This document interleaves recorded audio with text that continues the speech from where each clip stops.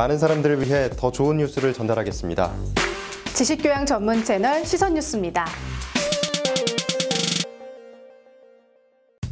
슬아의 2명의 아들을 둔 철우가 세상을 떠나게 됐습니다. 철우는 세상을 떠나기 전 모든 재산을 첫째 아들인 정구에게 준다는 내용의 유언장을 남겼습니다. 이 유언장에는 작성 연월일, 주민등록번호, 성명을 직접 손으로 작성한 후 날인을 했고 주소는 신탄진동에서라고 적었습니다.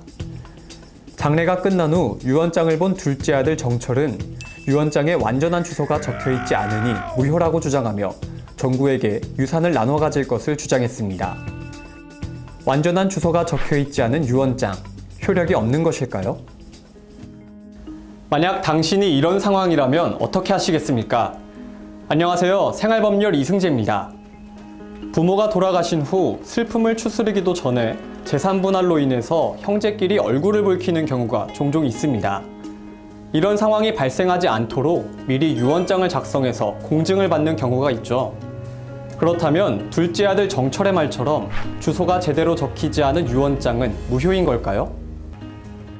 단순히 주소를 신탄진동에서라고만 기재된 유언장은 그 유언에 효력이 없습니다. 우리 민법은 유언 방식과 관련돼서 엄격한 법정주의를 채택하고 있는데요. 특히 민법 1060조에 따르면 민법의 방식에 따르지 않은 유언은 효력이 없다고 규정하고 있습니다. 이처럼 엄격한 법정주의를 채택하고 있는 이유는 유언자의 진위를 확인해서 유언자의 사망 후에 상속인들 간에 발생할 법적 분쟁을 예방하기 위해서입니다.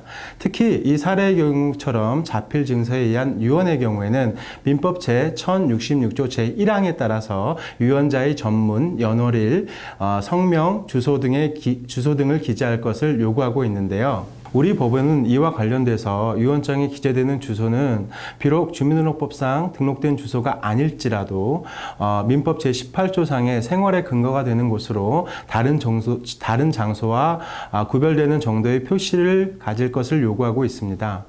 이 사례의 경우 단순히 신탄진동에서라고만 기재되어 있기 때문에 이 기재는 다른 장소와 구별되는 정도의 표시라고 볼 수가 없습니다.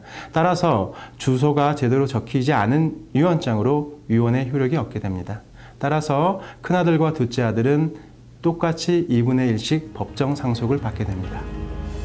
유언의 방식을 엄격하게 규정한 것은 유언장으로 인해 법적 분쟁과 혼란을 막기 위해서입니다. 그래서 법정된 요건과 방식에 어긋난 유언은 유언자의 의사에 합치하더라도 무효라고 하는데요.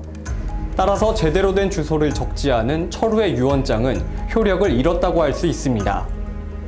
유언장을 작성할 때는 유언장이 엄격한 법률 행위라는 점을 꼭 명심하시고 효력을 갖게 하기 위한 필요 조건들을 잘 챙기시기 바랍니다.